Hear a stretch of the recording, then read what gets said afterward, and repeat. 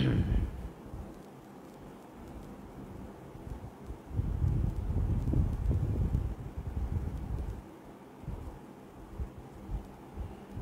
kita mula dengan Ummul Quran. Al-Fatihah. A'udzubillahi minasyaitanirrajim.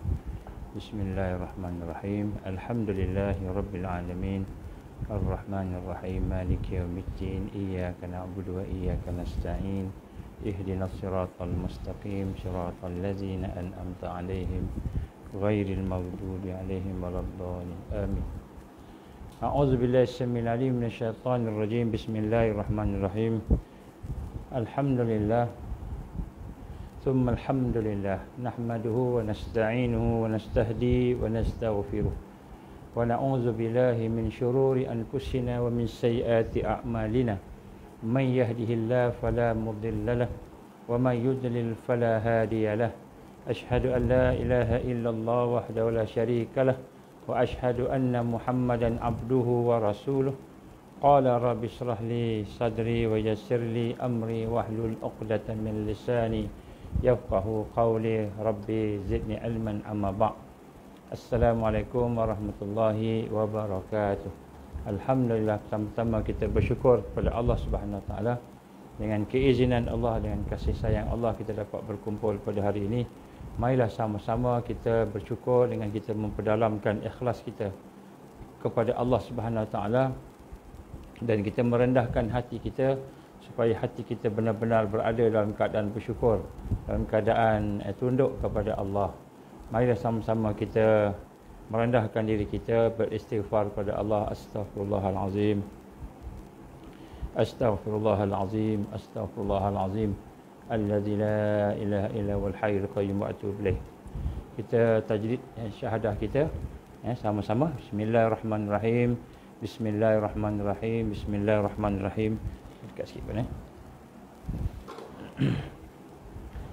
Asyhadu an la ilaha illallah wa asyhadu anna Muhammadar Rasulullah.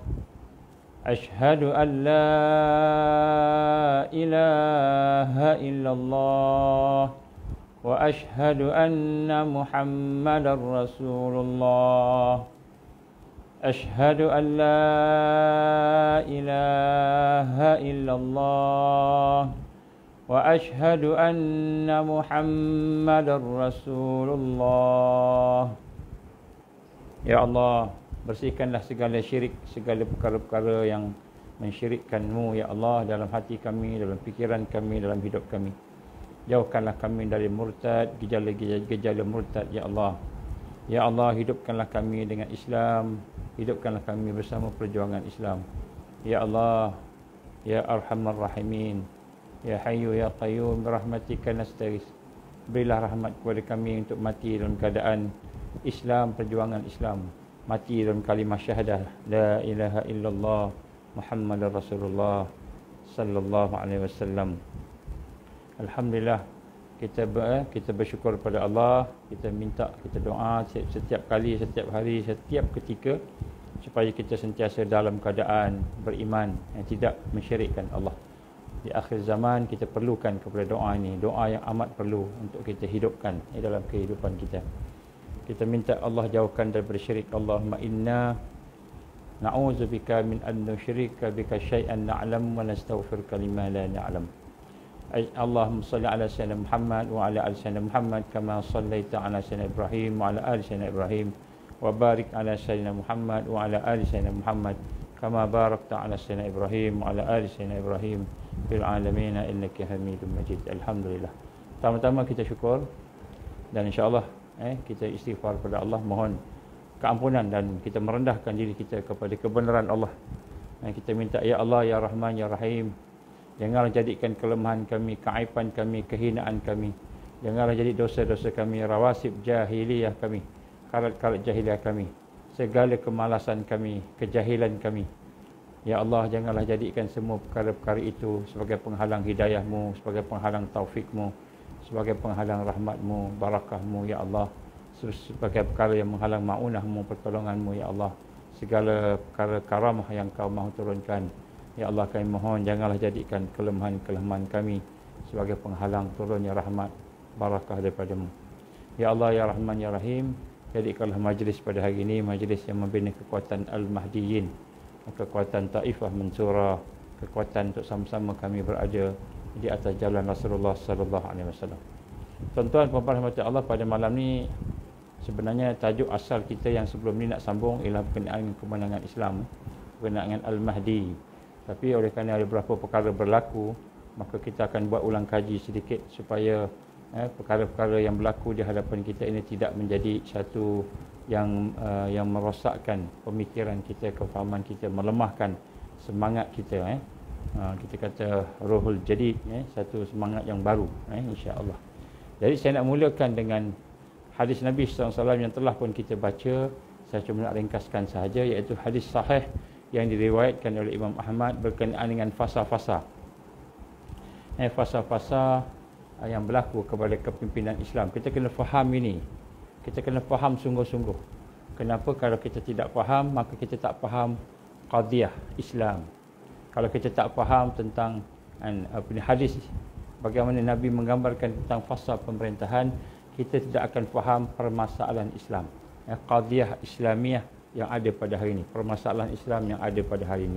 Dan bila kita tidak faham qadiyah Islamiyah, maka pada masa itu kita tak tahu nak buat apa. Kita ikut aja arus. Arus semua sembahyang, kita pun sembahyang. Padahal bukan sembahyang sahaja, ada benda lain lagi. Dan arus puasa, kita puasa. Arus naik haji, musim haji, semua cerita pasal haji aja. Jadi sedangkan permasalahan Islam bukan hanya sekadar mengerjakan haji. Malahan haji boleh ditangguh. Kalau ada halangan, kalau ada kesekatan, kalau ada perkara yang membahayakan, terhalang kita, terjajah kita nak pergi ke sana, kita boleh tangguh haji. Haji boleh tangguh. Tapi mungkin kita ingat haji itulah yang paling besar, rukun Islam yang kelima. Jadi kita lihat, kita kena faham. Dan bagaimana cara kita nak faham akan permasalahan Islam ini, maka Nabi telah bagi panduan pada kita. Apa panduannya dalam hidup kepimpinan sepanjang zaman? Sepanjang zaman ni Nabi bagi panduan kepada kita sepanjang zaman, daripada zaman kenabian sampailah ke zaman yang digambarkan sebagai zaman akhir. Maka Nabi membagikan kepada 5 fasa. Jadi kita kena faham, fasa pertama fasa kenabian, berlangsung kurang lebih 23 tahun. Kemudian fasa Khulafa ar-Rasyidin berlangsung kurang lebih 30 tahun. Kemudian fasa Mulkan A'dam, iaitu fasa raja yang menggigit, berlaku kurang lebih 1400 tahun, kurang lebih. Kemudian fasa Mulkan Jabbariyah ataupun Jibrian, iaitu fasa kepimpinan yang memaksa. Maka kepimpinan yang memaksa ni sekarang ni, selepas kejatuhan Ottoman Empire, ini jumhur ulama yang mengkaji. Kita kata majority ulama yang mengkaji. Jadi kemudian selepas itu fasa yang kelima, iaitu fasa kebangkitan. Islam akan bangkit, Islam akan menang. Kembali sama macam mana manhaj nubuwah dulu.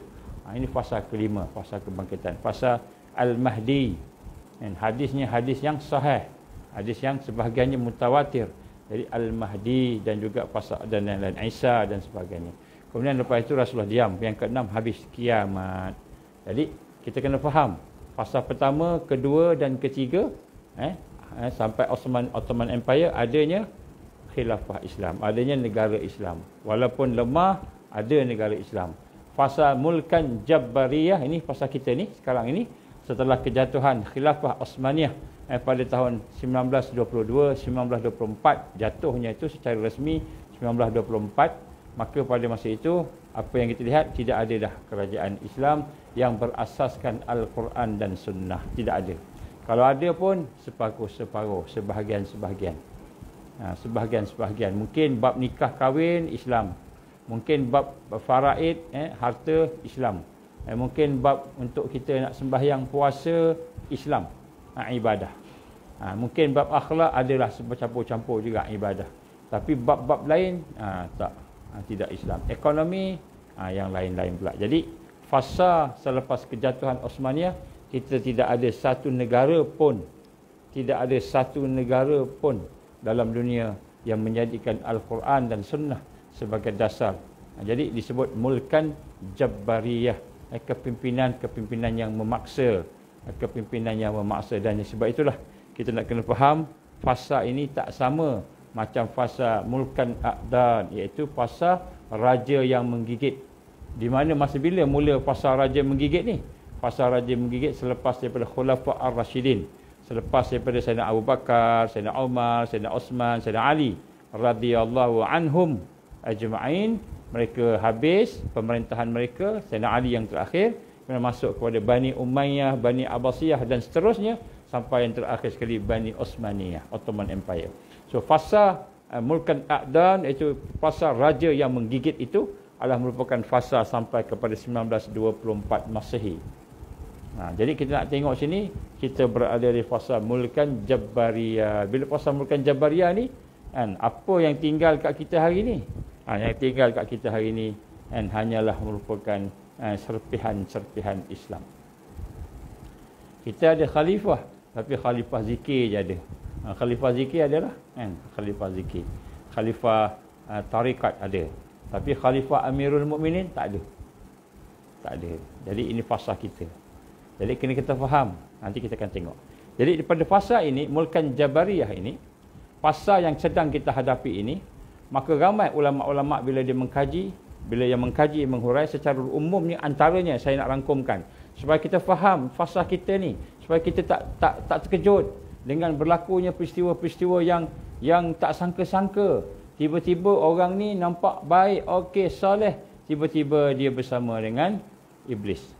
Orang ni pula nampak jahat, iblis, sekular sebagainya, tiba-tiba dia menjadi orang yang soleh. Terbalik.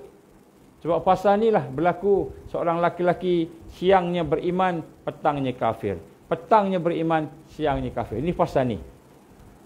Fasa ni. Iaitu fasa di mana umat Islam terpecah kepada 3 bahagian. Salah satunya yang satu hadis disebut, yang Muslim tidak ada yang beriman, tidak ada sikit pun nifak. Yang munafik tidak ada sikit pun iman. Munafik tak ada sikit pun iman. Dan kemudian yang satu lagi, yang memilih fajir, memilih jahat, diikut orang yang kafir. Dan 2 yang munafik dengan yang fasik ini, mereka akan sesat. Jadi ini fasanya. Ini fasanya. Jadi kita kena faham. Bila kita faham ini, baru kita nampak, oh patutlah berlaku macam ni.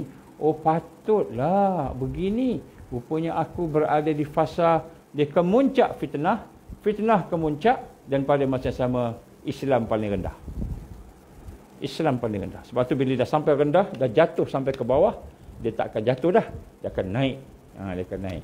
Macam kita baling bola kan. Kita baling bola daripada tingkat 10. Baling bola ke bawah, bola getah kan. Kita baling ke bawah, dia akan jatuh, dia tak akan naik. Selagi tak sampai ke bottom. Dia sampai ke bottom, ke tapak, ke tanah tu, ataupun ke kita kata jalan raya tu, baru dia sampai, dia akan naik balik. Lagi tinggi, lagi kuat dia punya tu, lagi kuatlah dia naik ke atas semula. Dan Islam akan sampai kepada tempat yang paling rendah sekali. Maknanya di puncak kelemahannya. Di puncak kelemahannya. Menjadi dagang asing ganjil. Islam yang sebenar. Islam yang sebenar. Bada'ul Islamu ghariban fasayaudu ghariban kama bada' fatuba lil ghuraba. Maka Islam bermula dengan dagang ganjil asing, dia akan kembali semula kepada dagang ganjil asing, menjadikan Islam yang asing kepada semua manusia, termasuk orang Islam sendiri. Jadi fasa bila ni fasa 4. Jadi pada fasa ini sebahagian daripada ulama menggambarkan sebagai a godless civilization. Fasa di mana tamadunnya tidak ada Tuhan, tidak ada ketuhanan. Fasa Tuhan tu tidak betul-betul menjadi dasar. Kemudian begitu juga kita melihat fasa yang disebut sebagai sistem Al-Masih Dajjal. Setengah-setengah ulama kata fasa kejatuhan ini fasa sistem Dajjal. Fasa sistem Dajjal. Setengah ulama lah. Jadi kita tengok orang alim yang mengkaji ni ada banyak ramai yang mengkaji juga. Jangan yang tak kaji pun ramai. Yang tak mengkaji lebih ramai daripada yang mengkaji. Yang mengkaji tak ramai. Tapi yang mengkaji itu jumhur yang kata ini fasa tidak ada Tuhan. Dalam sudut tamadunnya terputus daripada ketuhanan. Dari sudut sistemnya seperti sistem Dajjal. Sistem Dajjal. Ini sama ada digambarkan oleh ulama-ulama orang alim yang mengkaji daripada barat, daripada timur, dari mana-mana orang Islam kita lah.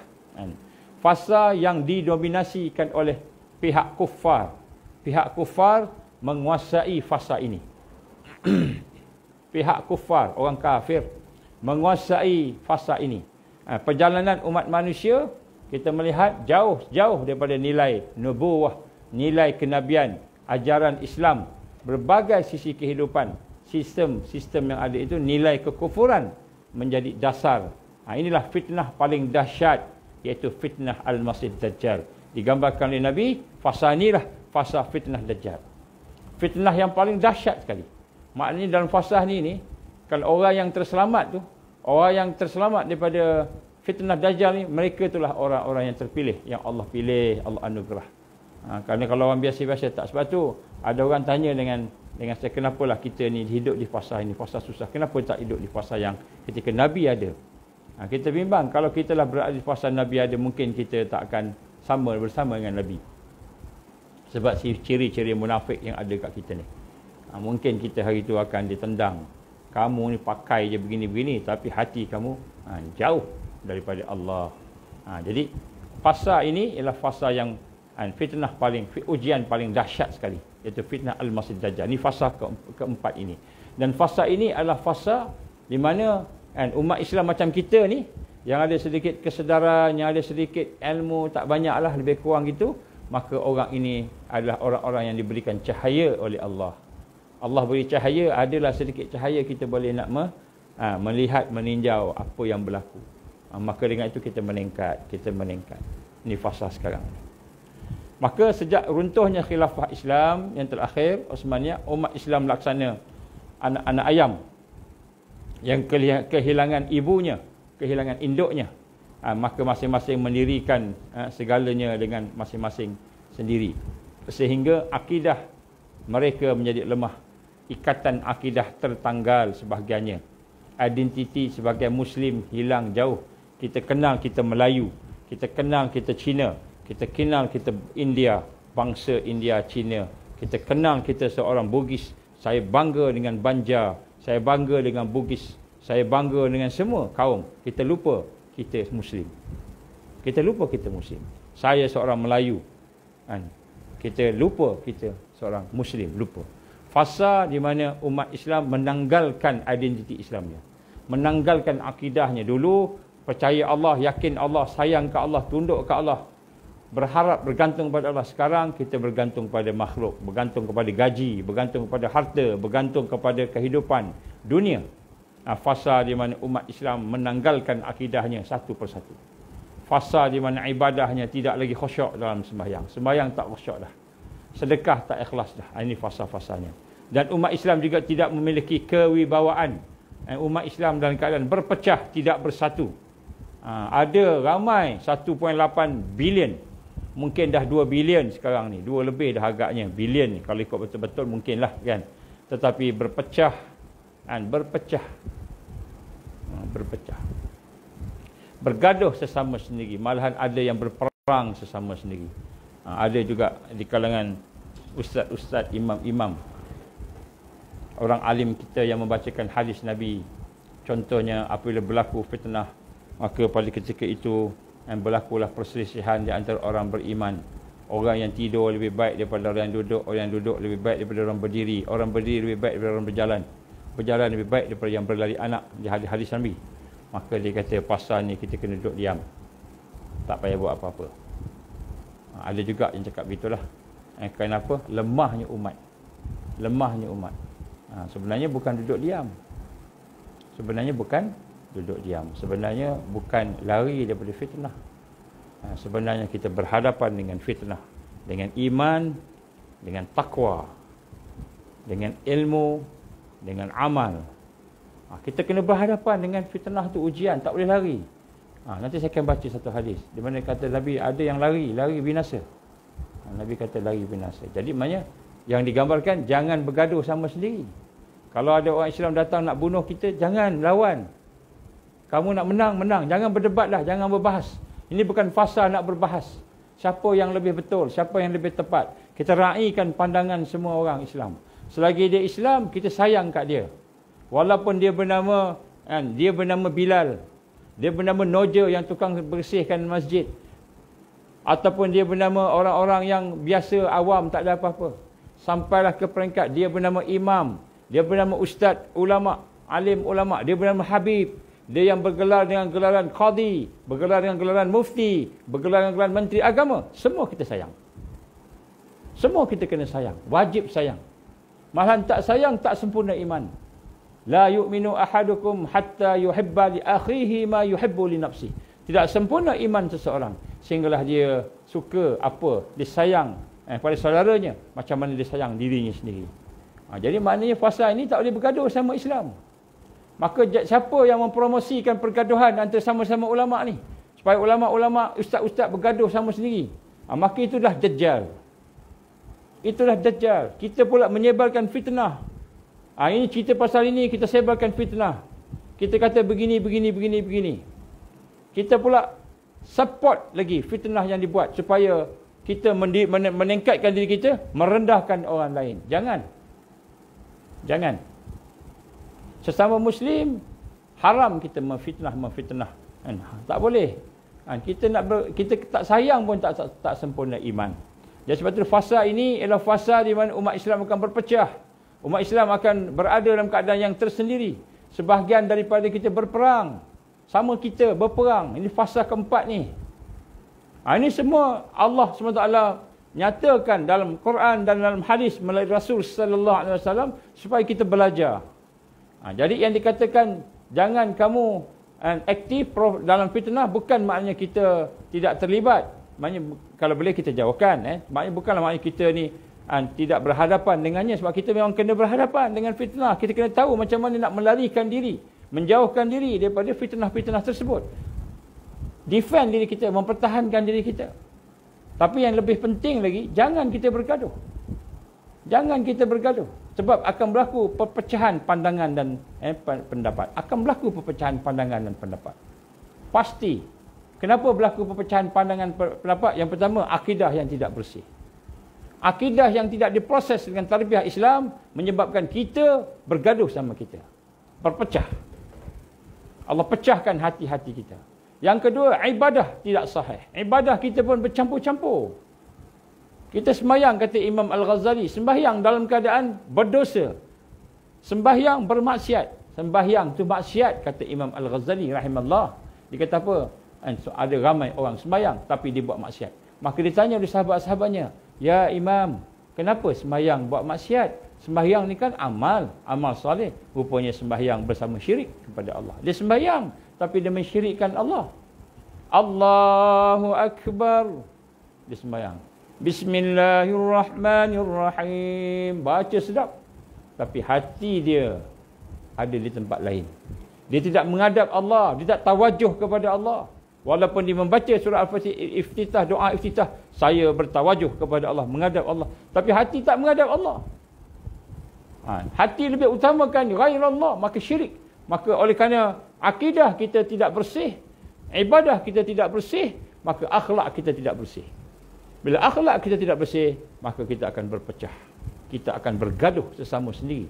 Kita akan tuduh-menuduh sama sendiri. Pantang tengok kelemahan orang. Terus kita cabar dia. Kita cabar dia. Saya dengar ustaz sekian-sekian cakap begini. Maka saya cabar ustaz untuk kemukakan hujah. Hujah saya begini. Ini ustaz dengan ustaz. Ulama dengan ulama. So-called ulama, alim. Orang alim. Orang NGO pun gaduh dengan sama-sama NGO. Orang kerajaan pun gaduh sama-sama dengan kerajaan. Parti politik bergaduh. Semua pakat bergaduh. Kenapa? Satu, akidah tidak murni. Yang kedua, ibadah tidak murni, tidak sahih. Yang ketiga, akibat daripada akidah dan ibadah yang tidak sahih, yang tidak betul, tidak mengikuti proses tarbiyah Rasulullah sallallahu alaihi wasallam tadi, maka akhlak pun rosak. Bila akhlak rosak, kita tidak boleh bersatu. Tak boleh nak bersama. Kerana akhlak yang bersih saja yang akan menyatukan kita. Biiznillah, dengan iman dan ibadah yang bersih. Nampak kita tak boleh. Sebab tu kita hendak kena betulkan kembali balik. Kita berada di mulkan Jabbariyah, di kepimpinan yang dikuasai oleh Dajjal, sistem Dajjal. Ini kita kena faham yang ni. Jangan kita rasa kita duduk dalam sistem ada daulah Islam, ada negara Islam, ada kepimpinan Islam. Walaupun kepimpinan kita namanya Abdullah, hamba Allah. Walaupun kepimpinan kita muwahhidin, orang yang mendapat hidayah Allah. Walaupun namanya begitu, tetapi sebenarnya sistemnya bukan lagi sistem yang digambarkan berada dalam suasana-suasana seperti mulkan a'dhan, iaitu ketika raja-raja yang meletakkan Quran di atas, meletakkan hadis di atas. Sistem kita ialah mulkan jabbariyah, kepimpinan diktator yang digambarkan oleh Nabi sallallahu alaihi wasallam, iaitu kepimpinan yang memaksa, raja yang memaksa. Dan inilah yang sedang kita lalui sekarang. Sebab tu kita kena faham yang ini. Bila kita faham yang ini dengan hati kita, dengan fikiran kita, baru kita faham. Oh begini, patutlah. Baru kita faham. Kalau tak, kita tengok sedih. Ada seorang begini. Timbul pula perkataan U-turn. Kan? Ulama ni U-turn. Dulu bersama kita, sekarang tak bersama kita.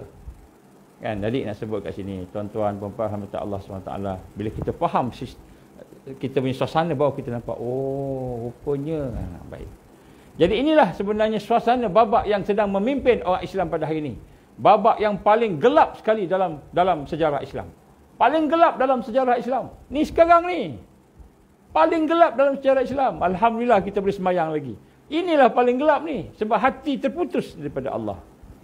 Dan Allah Subhanahu Wa Taala akan menggilirkan kepimpinan dunia. Selepas ini orang Islam akan bangkit. Orang beriman akan bangkit. Ini kita seronok ni. Sebab tu jangan sedih-sedih. Jangan takut-takut. Kuatkan pegangan kita. Inilah zaman sekarang kita sedang tinggal dekat the darkest age of Islamic history. The darkest age of Islamic history. Zaman yang paling gelap. Yang paling gelap di dalam sejarah Islam. Dunia menjadi satu tempat yang syarat penuh dengan fitnah. Nilai-nilai jahiliyah moden menjadi dominasi. Menjadi dominasi jahiliyah ini. Jadi penguasa-penguasa mengatur masyarakat bukan dengan bimbingan wahyu, bukan dengan nilai-nilai hadis nubuwah. Pemimpin mengatur masyarakat, memimpin masyarakat, mengurus masyarakat bukan dengan nilai-nilai wahyu Allah, bukan dengan nilai-nilai nubuwah, melainkan dengan nilai hawa nafsu, melainkan dengan nilai pribadi dan kelompok masing-masing. Jadi di sinilah kehidupan manusia sebenarnya diatur, disusun oleh sistem Dajjal, nilai-nilai Dajjal, di mana segenap urusan dunia dikelolakan oleh nilai-nilai materialistik, maddiyah, materialistik, nilai-nilai liberal, nilai-nilai sekular, nilai-nilai plural, baik dari sudut politik, baik dari sudut sosial, baik dari sudut ekonomi, baik dari sudut education, pendidikan, baik dari sudut agama, budaya. Jadi kita lihat hari ini, masyarakat jauh daripada sistem nubuwah, sistem kenabian. Ini hakikat sekarang. Ini kita kena faham. Walaupun kita boleh sembahyang Jumaat, walaupun kita boleh baca Quran, walaupun kita boleh sembahyang berjamaah, walaupun katakan hari ini tak boleh sembahyang Jumaat ramai, boleh lagi sembahyang Jumaat. Tapi sebenarnya sistemnya dalam keadaan yang begitu, jauh daripada wahyu Allah, jauh daripada nubuwah. Ini kita kena faham ni. Ini saya cakap ni benda yang amat tidak disukai oleh musuh Islam. Saya cakap ni benda yang tidak disukai kerana mendedahkan sesuatu yang orang lain tak pernah, mungkin hari ni tahu tapi tak perasan, tahu tapi tak rasa. Kita tahu tapi tak rasa. Kita ingat kita dah okey dah. Tuan-tuan puan-puan yang dirahmati Allah SWT, tahukah kita andainya kita redha dengan sistem Dajjal ini, maka kita mati dalam keadaan akidah yang sumbing, dalam keadaan amal yang sumbing, cacat, dalam keadaan akhlak yang sumbing, yang cacat, menjadi potensi-potensi neraka Allah Subhanahu Wa Taala. Kalau kita redha dengan sistem Dajjal yang ada pada hari ini, maka kita akan menjadi orang yang sumbing, yang cacat akidahnya, yang cacat ibadahnya, yang cacat akhlaknya, yang cacat organisasi ukhuwahnya. Dia akan menjadi manusia yang kalau mati dalam keadaan redha dengan sistem mulkan jabbariyah ini, maka kita akan menghadap Allah dalam keadaan sumbing, dalam keadaan cacat. Sehingga akhirnya kalau Allah tak rahmati kita, tak ampunkan dosa kita, kita menjadi bahan bakar neraka Allah. Kita kena rasa yang ini. Ini yang besar. Kita tengok benda yang kecil-kecil sehingga kita bergaduh, berpecah. Kita tak boleh bergaduh, berpecah. Kalau orang tu tak nak berkasih sayang tu masalah dia. Yang penting kita nak rasa. Sebab tu kita nak kena berbaik sangka dengan semua orang. Hatta yang namanya menteri, yang namanya mufti, yang namanya qadi, yang namanya imam, yang namanya ustaz. Semua kita nak kena bersama-sama berbaik, berkasih sayang. Kita kena berlapang dada. Jangan berburuk sangka. Inilah perkara yang penting yang menunjukkan hati kita, iman kita. Iman kita ni berfungsi, ibadah kita berfungsi. Kita dengar seorang tu kutuk kita, hina kita, fitnah kita, dah kita kata dia ni buruk sangka. Dia ni anti-establishment. Dia ni anti-vaksin. Dia ni anti-modern. Dia ni anti kepada peace. Dia ni anti kepada toleransi. Anti kepada religion dan sebagainya. Jadi ini memang tuduhan-tuduhan yang dibuat oleh sistem. Jadi kita kena faham yang ini. Sebab mereka nak pecah-pecahkan kita. Maka dibagikan, ada ulama tradisional, dia kata. Ada ulama moden, dia kata. Ada ulama-ulama yang syadid, yang fundamentalist, dia kata. Ada ulama-ulama yang bersifat sekular, dia disebutlah. Dia bagi-bagikan kita siap-siap. Supaya kita melihat dengan pandangan sinis. Dengan ujung mata je kita nampak. Sedangkan kita wajib berkasih sayang antara satu sama lain. Saya nak bersihkan, tuan-tuan perempuan. Malam ni saya nak bersihkan. Supaya kita faham kita berada dalam satu sistem yang menjadikan kita najis. Menjadikan kita kotor.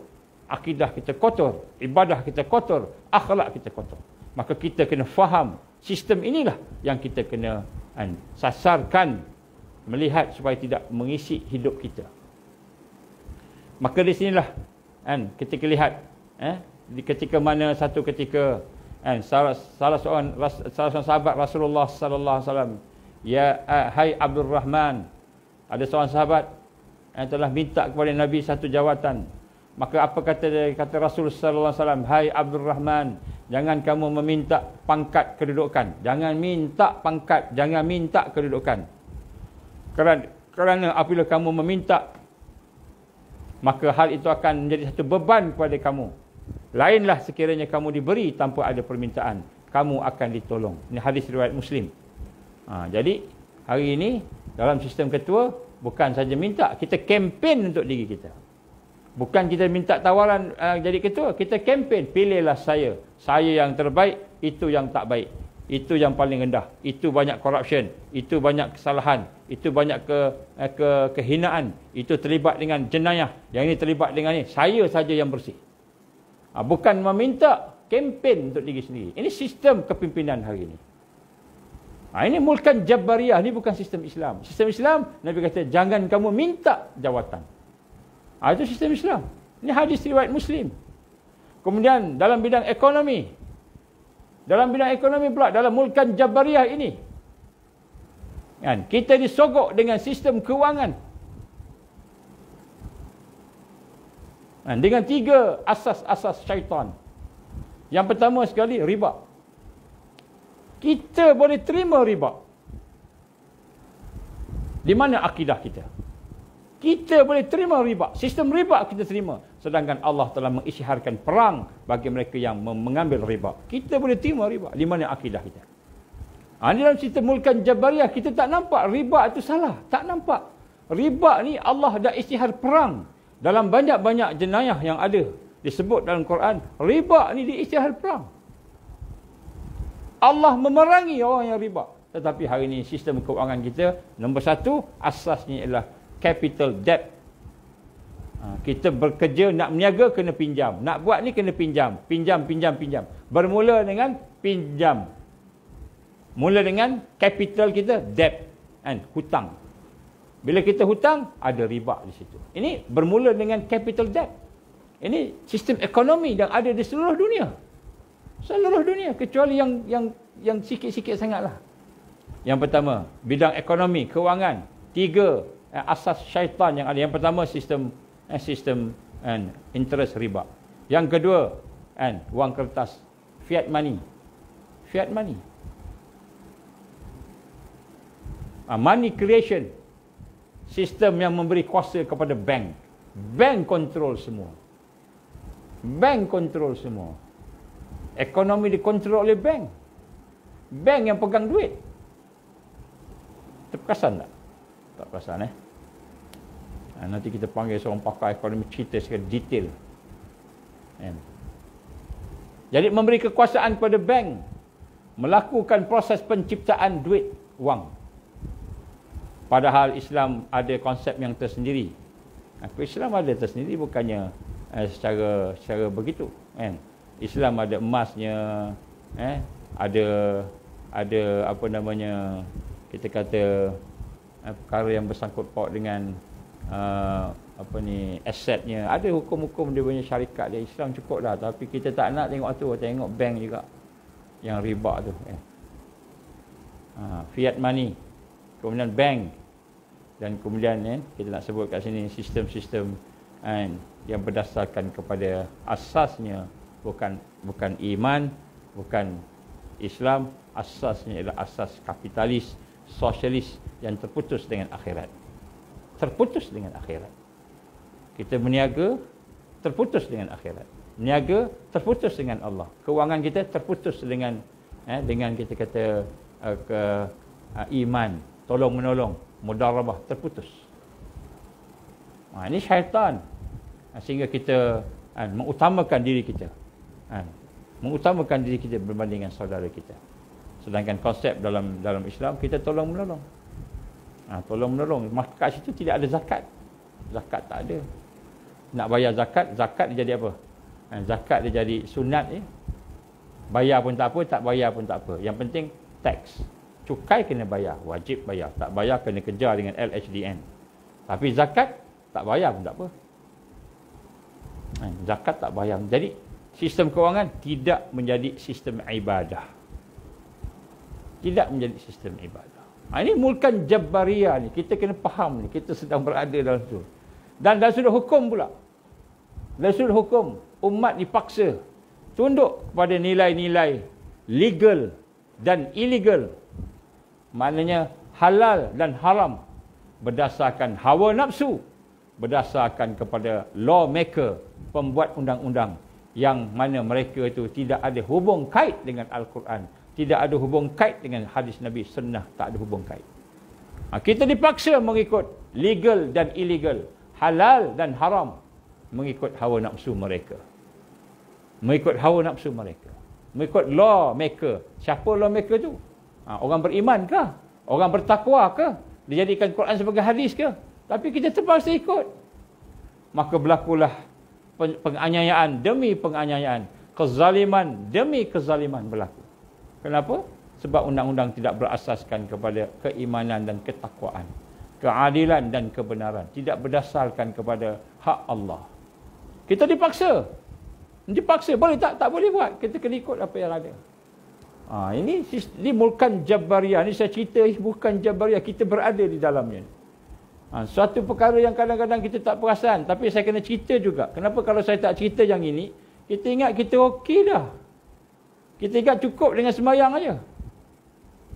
Sedangkan Allah gambarkan dalam surah Al-Maidah, "Waman lam yahkum bi an" siapa-siapa, "Waman lam yahkum anzalallahu alaikum." Siapa-siapa yang tidak berhukum dengan hukum Allah, maka dia kafir. Maka dia zalim, maka dia fasik, kan? Jadi nak sebut kat sini, kan, kita kena ikut hukum, tapi bukannya kita boleh ikut sistem yang kita nak, tak boleh. Kan? Saya minta maaf, saya contoh dadah. Dadah. Apa hukuman dadah? Hukuman dadah gantung sampai mati. Kalau cukup dia tu, gantung sampai mati.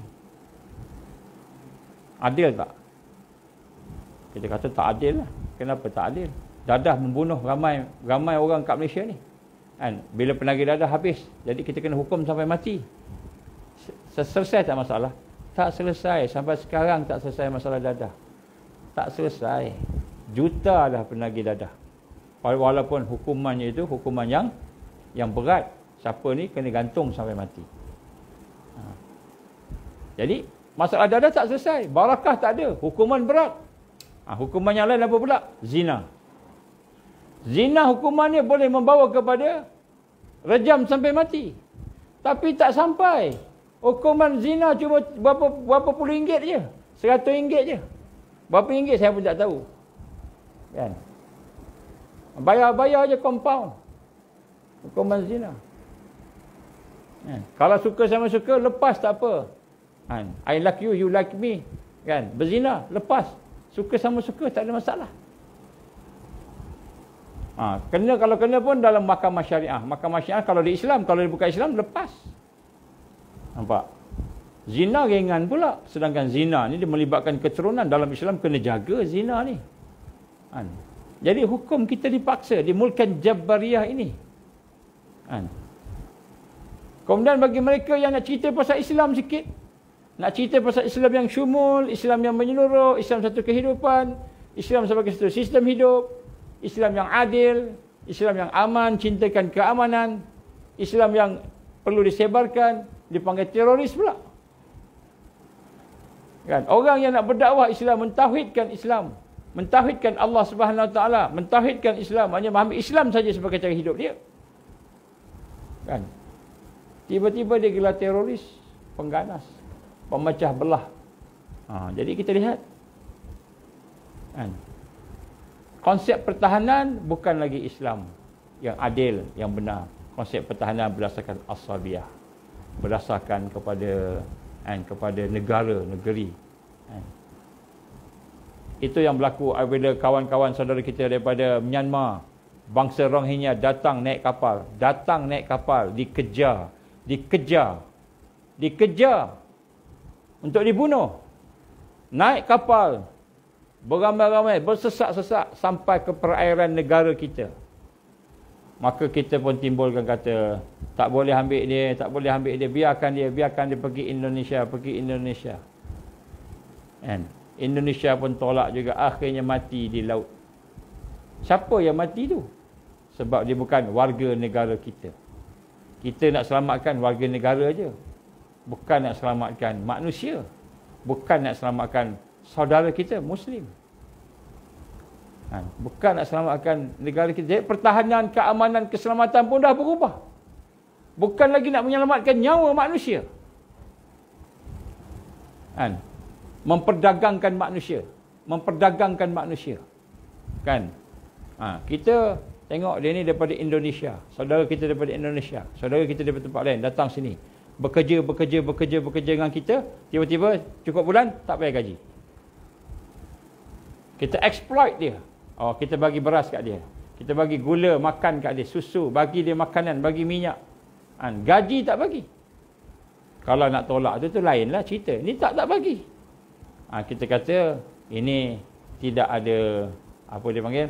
Tidak ada pas pekerja. Permit kerja. Tapi kita ambil dia kerja. Kita suruh dia buat kerja. Tiba-tiba time nak bayar gaji, kita kata dia tidak ada permit. So aku dia tak boleh bekerja di Malaysia. Tak bayar, keluar halau. Bila dah siap bangunan, dah siap semua. Kan? Sebelum siap dia kata, okey, kami akan bagi kamu gaji setelah bangunan siap supaya kamu tak lari. Pertama, kami akan bagi kamu makan, minum, semua keperluan kami akan bagi. Kamu hiduplah, kami bagi makan semua. Jadi yang minima, bila dah habis semua siap, nak minta gaji, tiba-tiba dia kata, kamu tak boleh permit gaji. Kamu tak layak bekerja. Panggil immigration, tangkap. Panggil polis tangkap. Inilah hukum-hukum yang ada pada hari ini. Maka polis dan immigration tahu mereka ditipu. Tapi tak boleh buat apa. Sebab undang-undang dah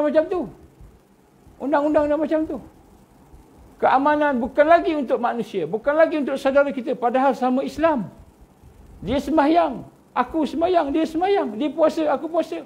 Dia mengucap 2 kalimah syahadah. Aku pun mengucap 2 kalimah syahadah. Ini mulkan Jabariyah. Memaksa kita mengikuti hukum-hukum yang bukan lagi berdasarkan kepada iman, Islam, akidah. Bukan berdasarkan pada ibadah dan akhlak. Bukan berdasarkan perjuangan untuk menegakkan kebenaran, keadilan di sisi Allah Subhanahu Wa Taala. Ini mulkan Jabariyah. Kita tak perasan ke? Kita hidup dalam sistem yang lain. Sebab tu sembahyang kita susah nak khusyuk. Sebab itu puasa kita susah nak sempurna. Kenapa? Kerana hati kita sayang dengan jahiliyah. Bila hati kita mengambil sesuatu yang bukan Islam dalam hidup kita, Allah tak terima. Wa man yabtaghi ghairal islam dina falan yuqbala min. Maka siapa-siapa yang mengambil selain daripada Islam sebagai din dia, hidup dia. Bukan maknanya Islam ni pakai baju jubah, pakai janggut, pakai kopiah boleh sembahyang. Itu ibadah. Islam ni apa? Cara kita hidup, cara kita berfikir, cara kita merasai hati kita ni. Hati kita rasa sayang, cinta kepada Quran, kepada sistem yang dibawa oleh Quran, kepada Allah, sistem yang dibawa oleh Allah, yang Allah turunkan kepada kita, cinta, sayang, nak menegakkan, itu baru Islam. Tetapi hari ini kita terima Islam hanya sekadar fikiran kita saja. Saya ni Muslim, saya ni dekat dalam kita ada saya orang Melayu, orang Islam. Kalau ambil peksa, kita boleh jawablah soalan-soalan peksa tu. Rukun Islam berapa, rukun iman berapa, kita boleh jawab. Tapi hati kita cinta, sayang dengan sistem riba, cinta, sayang dengan sistem perdagangan manusia, sayang, cinta dengan keuangan yang menentang Allah. Inilah di zaman mulkan Jabbariyah, kita dipaksa. Kita dipaksa, hati kita dipaksa, fikiran kita dipaksa, hidup kita dipaksa, sehingga kita jauh daripada Allah Subhanahu. Sebab itulah kita jauh. Kita jauh. Sistem hari ini tidak membina kita menjadi hamba Allah. Sedangkan Allah menggambarkan dalam surah At-Taubah, Innallaha ashtara minal mu'minina anfusahum wa amwalahum bi anna lahumul jannah.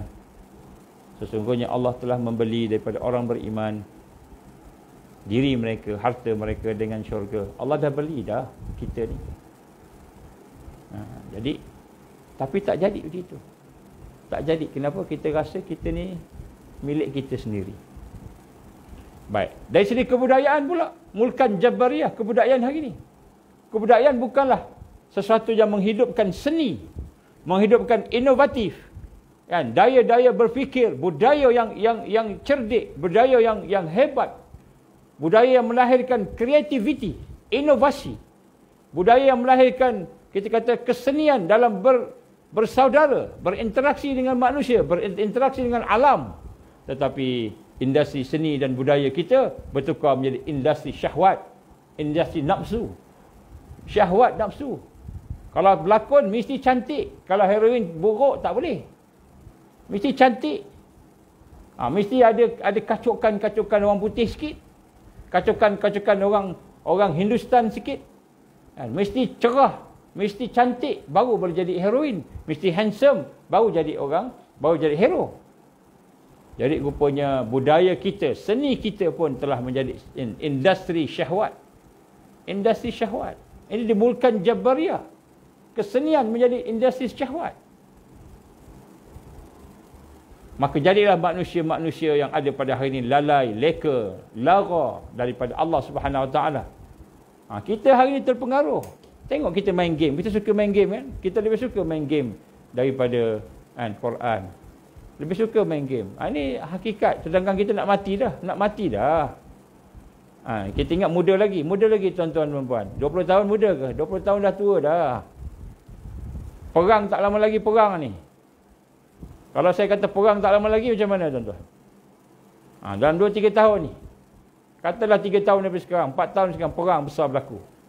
Kita ingat kita lama lagi hidup ke? Kalau kita tak sempat perang, kita mati dulu. Dukhan akan datang. Ini digambarkan oleh para ulama kita. Sekurang-kurangnya 4 tanda-tanda besar kiamat akan berlaku sebelum kebangkitan. Yang pertama sekali dikata ialah ad-dukhan. Dukhan ni apa? Asap tebal. Hidup kita menderita. Kita perlukan kepada iman yang kuat. Kemudian yang kedua disebut juga sebagai Dajjal, fitnah yang besar.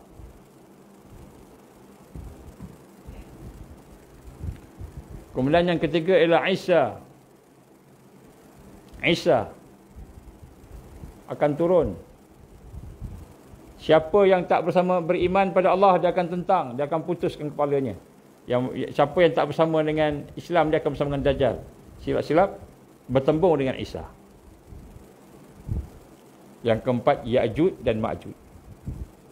Ya'juj dan Ma'juj. Ini 4 tanda-tanda besar hari kiamat akan turun sebelum kebangkitan Islam. Sebelum Islam menang. Sebelum Islam menang ni 4 besar ni. Daripada 4 ni, 3 ni menakutkan. 1 je baik, iaitu Isa. Nabi Isa AS turun. Ini je yang janji kita rasa lega. Tapi yang 3 ni menakutkan. Ad-Dukhan, asap yang pedih. Cuba buka surah Ad-Dukhan malam ni. Baca, tengok apa yang Allah tulis tentang Ad-Dukhan. Kemudian yang kedua, Dajjal. Dajjal akan keluar menyesatkan akidah umat dan manusia. Yang ketiga, Ya'juj dan Ma'juj. 3 ni besar ni. 4, Isa. Mahdi tengah-tengah. Yang sebut kat sini, dalam fasa keempat akan berhadapan dengan ni. Kita kalau tidak mempersiapkan diri kita dalam keadaan maksiat dan kejahiliah yang menguasai, kita akan habis. Maka tak ada masa untuk kita hanya berfikir macam mana cara nak jadi orang kaya, macam mana cara nak jadi orang yang hidup dengan dunia, macam mana cara kita nak berpecah-pecah. Dah tak ada masa dah. Nak layan fitnah, tak ada masa nak layan fitnah, tak ada masa. Orang fitnah kita, kita fitnah orang, kan? Tak ada masa dah. Kita ngumpat orang, orang ngumpat kita, tak ada masa dah. Janganlah, tak payahlah. Kalau orang tu ada kelemahan, kan? Kita maafkan dia lah. Toleransi, maafkan dia. Kita tolong dia, bantu dia pelan-pelan. Kalau dia ada kekuatan, kebaikan, jangan dengki. Kita ambil contoh kekuatan dia, kebaikan dia. Kita bersatu bersama-sama. Jangan bergaduh, memang kita akan bergaduh. Jadi apakah kita akan mengikut sistem Mulkan Jabariyah ini? Yang saya cakap tu sebahagian kecil sebenarnya. Banyak lagi kalau nak cerita satu-satu. Bab ekonomi je banyak lagi. Bab pendidikan lagi banyak lagi. Tapi kita cerita sikit-sikit ni. Adakah kita nak reda bersama-sama dengan perjalanan Mulkan Jabariyah ini? Ataupun kita sibukkan diri kita untuk mempersiapkan diri kita untuk masuk ke fasa kelima. Fasa di mana Islam akan naik sebagai khilafatun ala minhaj nubuwah, iaitu kekhalifahan mengikut sistem Nabi sallallahu alaihi wasallam. Sebagaimana yang Nabi sebut. Jadi kita nak sibuk dengan sistem hari ni. Sibuk, kan? Tiba-tiba mati. Sampai waktu mati kita ajal, mati kita. Kita mati bersama sistem Mulkan Jabariyah tadi. Sistem Dajjal tadi. Kita reda dengan dia, kita bersama dengan dia, habis kita. Buang masa. Buang masa kita. Rugi di dunia, rugi di akhirat. Wa minan nasi man ya'budullaha ala harf. Fa in asabahu al-khair itma'anna bih. Wa in asabathu al-fitnah inqalab ala wajhi khasira ad-dunya wal akhirah. Zalika huwal khusranul mubin. Di kalangan manusia ada yang menyembah Allah, beribadah kepada Allah, tetapi kat tepi-tepi. Ini sifat orang munafik. Kita akan bincang nanti. Mungkin tak sempat malam ni, kita akan bincang besok. Sifat orang munafik. Apa sifat orang munafik ni? Banyak tuan-tuan. Saya akan dedahkan kepada tuan-tuan sifat-sifat orang munafik ni. Orang munafik ni Mulkan Jabariyah ni di zaman sekarang ni. Yang mana kalau kita termasuk dalam sifat-sifat itu, maka sebenarnya kita dah ikut Dajjal dah. Dah ikut Dajjal. Tak selamat kita. Sembahyang, puasa, tapi kita ikut sistem Dajjal. Maka sebab itulah kita akan jadi rugi dunia. Kata firman Allah tadi, mereka ni menyembah Allah di tepi-tepi, tidak sepenuh hati. Ada sifat munafik. Dan kemudian bila ditimbulkan kebaikan, tetap dengan sifat munafik dia. Puas hati, reda dengan suasana sekalian yang ada sekitar dia. Kemudian bila ditimbulkan fitnah ujian, dia inqalab ala wajhi. Siapa yang tidak proses hati dia supaya solid iman akidahnya, solid ibadahnya, akhlaknya, tidak proses, maka bila sampai fitnah, inqalab ala wajhi. Ini Allah firman dalam surah Al-Hajj. Apa dia? Dia akan berpaling.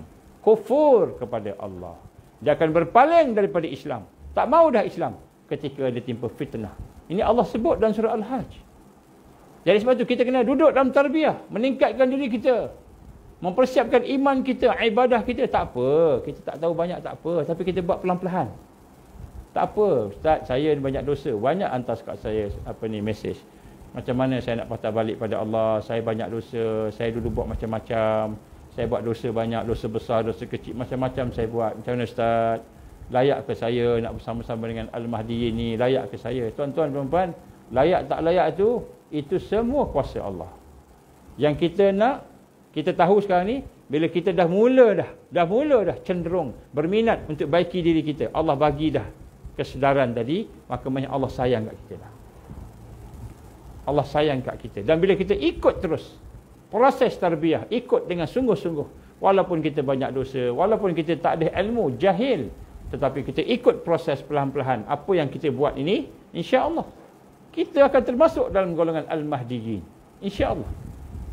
Allah bukan tengok serban kita. Allah bukan tengok jubah kita, janggut kita. Allah bukan tengok kita punya ilmu. Kita ni ada ilmu, belajar kat Syria, belajar kat Madinah, belajar dekat Saudi, belajar kat Yaman.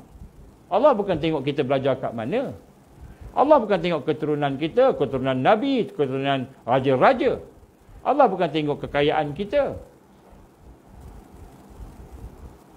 Innallaha la yanzuru ila suwarikum walakin yanzuru ila qulubikum.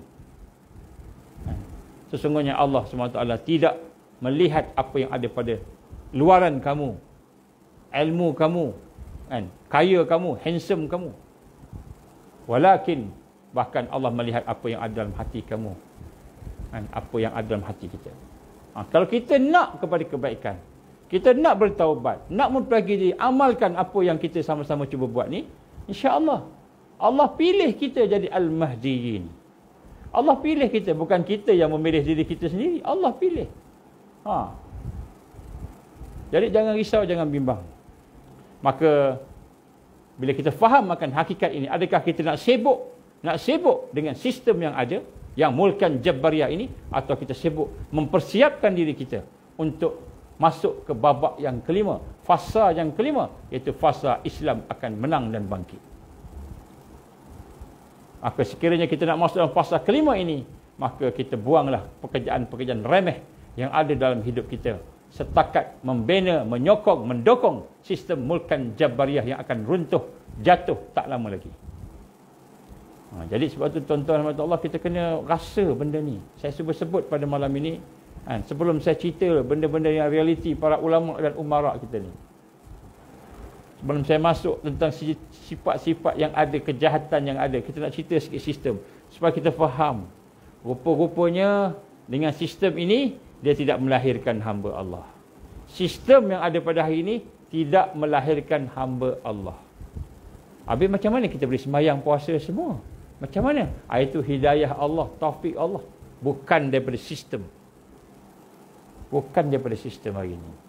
Kita dapat daripada mak ayah kita, serpihan-serpihan tuan-tuan guru kita, serpihan-serpihan pendakwah-pendakwah yang ada sebelum ini. Kita dapat serpihan-serpihan doa para rasul, para anbiya, doa para orang saleh.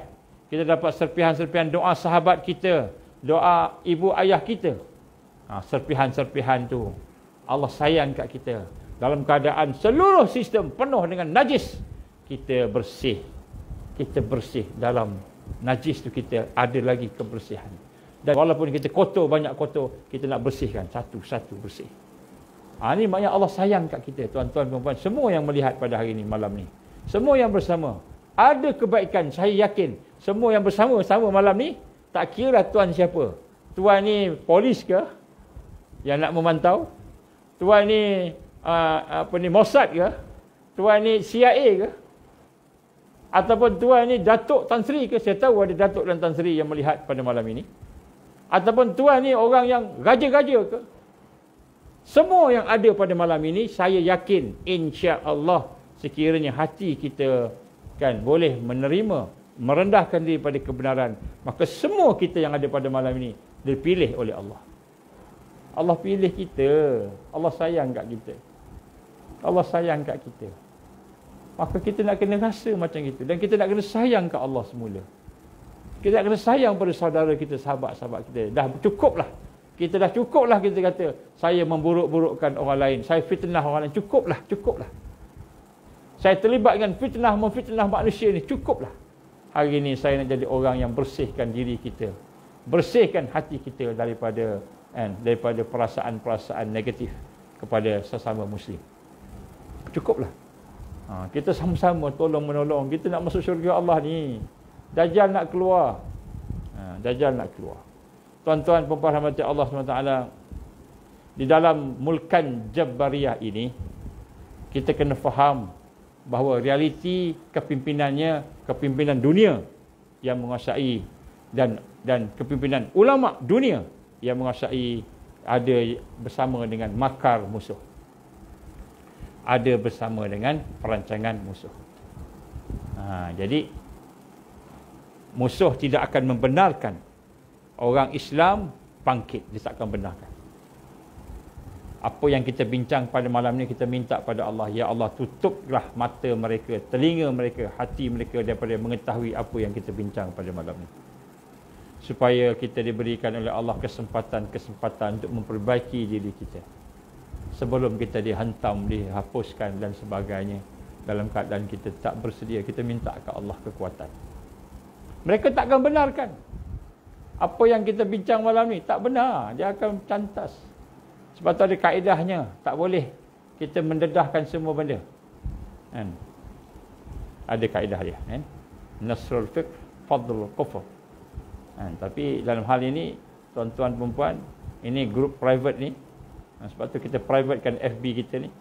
Sesungguhnya, kan, apa yang kita bincangkan ini ialah perkara yang asas yang kita perlu tahu supaya akidah kita bersih, supaya ibadah kita bersih, supaya akal, fikiran kita bersih, kefahaman kita bersih, melahirkan akhlak yang bersih.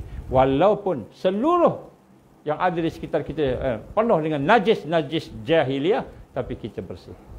Kalau kita mati, mudah-mudahan mati dalam keadaan hidayah Allah, bersama hidayah Allah. Sebab tu kita kena bincang perkara-perkara ini.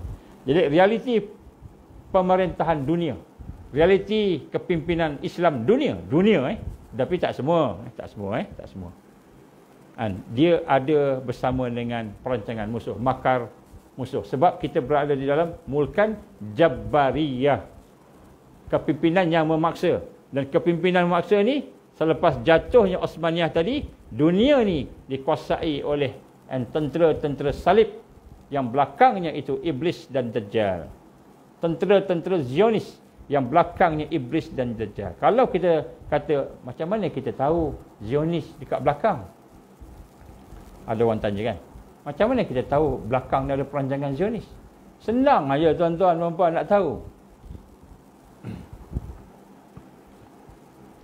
Kalau kita pergi satu tempat, kemudian tiba-tiba kita melihat dekat tempat tu ada peti ais, ada kemudahan-kemudahan, tempat duduk, aircon, sebagainya. Tengah-tengah padang pasir ni tiba-tiba ada. Kita pun masuk, wah sedapnya, bagusnya, sebagainya kan. Kemudian kita kata, baguslah orang ni sekian. Siapa dia? Rupa-rupanya yang buat ni adalah ahli bisnes. Siapa yang masuk kat situ, kan, yang tertarik dengan barang-barang dia sebagainya, maka itulah promosi dia supaya orang beli barang dia. Jadi tuan-tuan, kalau Dajjal nak memimpin dunia, Dajjal nak memimpin seluruh manusia, kan, Zionis menggunakan Zionis, tentulah bila lepas daripada perang dunia pertama, kedua, kan, maka tentunya yang terkeluar ke depan ni ialah Zionis. Yang terkeluar ke depan ni ialah pengaruh dia, kepimpinan dia. Dan cubalah kita tengok, kan, 1918 habis perang dunia pertama. Terbentuklah League of Nations 1920. League of Nations tu, apa tujuan dia? Tujuan dia nak menguasai kepimpinan dunia. Dan antara perkara yang mereka buat, merancang secara sama-sama mereka, ialah menjatuhkan khilafah Islam.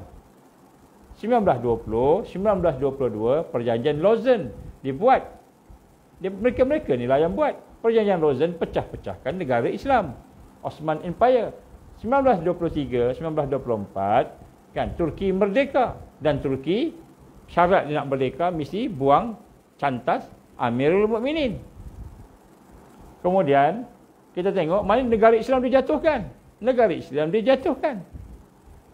Padahal yang cantas tu orang Islam juga. Baik, kita tanya, kalau ikut panduan Allah, siapa musuh yang tak suka sangat Islam ni? Kan? A'udzubillahi minasyaitonir rajim. La tajidanna ashaddan nas adawatan lil ladzina amanu al-yahud wal ladzina asyraku. Kamu pasti jumpa musuh yang paling dahsyat, paling kuat permusuhan kepada orang beriman. Al-yahud, Zionis. Wal ladzina asyraku, dan orang musyrikin, orang munafik yang banyak Tuhan. Jadi dialah. Kemudian ayat lain pula, siapa yang nak benci sangat kat Islam? Walan tarda ankal yahud walan nasara hatta tattabi'a millatahum. Kan? Siapa lagi yang paling benci kepada orang Islam, yang tidak reda pada orang beriman itu? Yahudi dan Nasara. Jadi bila kerajaan Islam jatuh, siapa sebenarnya yang nak jatuhkan kerajaan Islam? Kalau tidak mereka. Simple matematik. Kemudian Perang Dunia Kedua habis, negara mana yang naik? Tiba-tiba Israel naik. 1947, 1917, sebelum 1918 Perang Dunia Pertama, 1917 deklarasi Balfour. Deklarasi Balfour menyatakan Palestin adalah homeland kepada orang Yahudi. 1947 United Nations keluarkan resolusi 181. Apa dia? Mengisytiharkan Palestin sebagai tanah air kepada kan orang Yahudi. Resolusi 181. Siapa yang bagi itu? Yang bagi itu United Nations. United Nations yang bagi. Bukan Israel rampas terus, tak. United Nations bagi. Siapa yang isytiharkan dia sebagai homeland pada 1917? British bagi. British yang jajah negara kita ni. Maknanya di belakang British tu ada Yahudi, dan di belakang United Nations ada Yahudi. Simple matematik.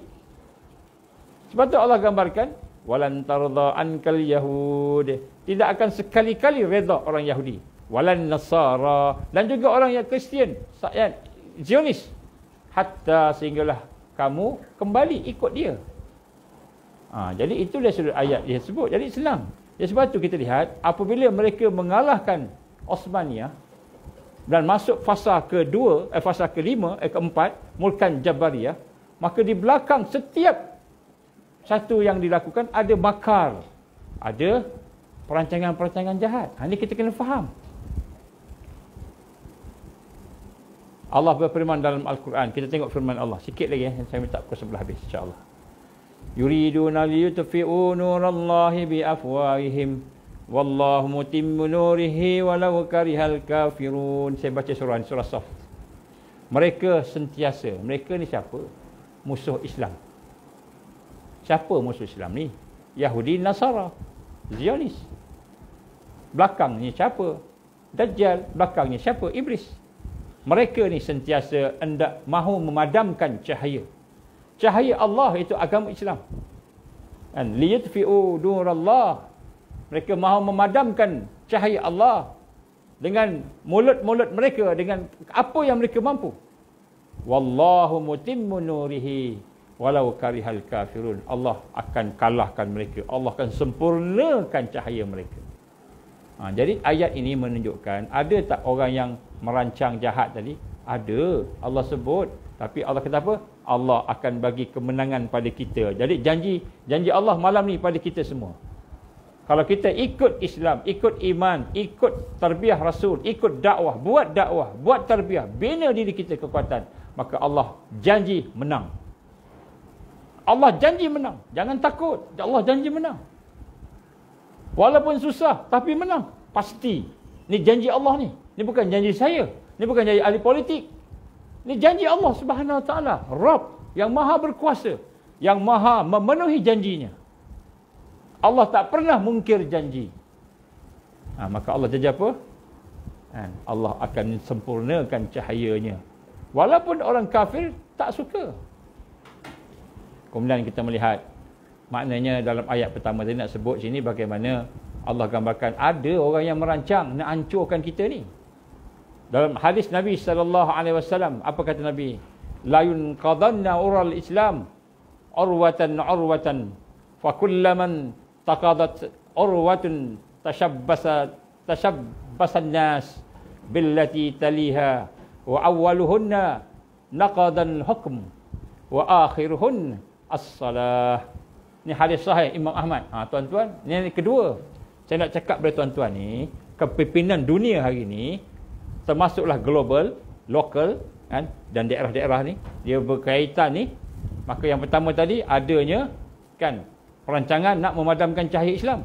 Yang kedua, apa Nabi hurai? Nabi kata, tali ikatan Islam akan putus seutas demi seutas. Simpulan Islam akan diputuskan satu simpul demi satu simpul. Maka setiap kali terputus, manusia akan bergantung kepada tali simpulan yang berikutnya. Yang paling awal terputus, yang paling awal dirosakkan ialah al-hukum.